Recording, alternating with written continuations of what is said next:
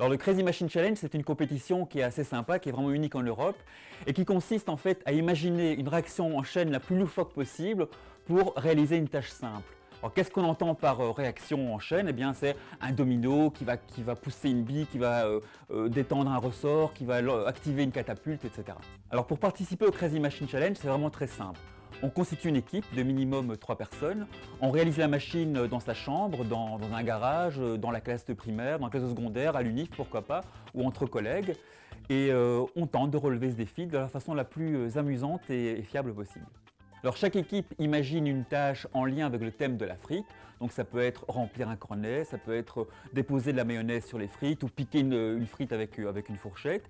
Et puis évidemment, il faut imaginer cette fameuse réaction qui va permettre de réaliser cette tâche. Ce qu'on veut au travers de nos actions, de nos différentes actions, et le Crazy Machine étant un des éléments fondamentaux, c'est promouvoir ce qu'on appelle les STEM de manière ludique, intéressante, différente d'un cours traditionnel. Le concours Crazy Machine vous permet d'innover, d'inventer, de vous amuser, d'expérimenter et en fait d'utiliser des concepts d'engineering, de physique, de sciences, de mathématiques.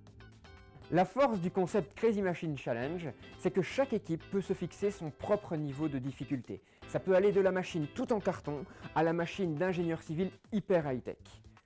Les meilleures équipes de chaque catégorie remporteront un prix en lien avec les STEM.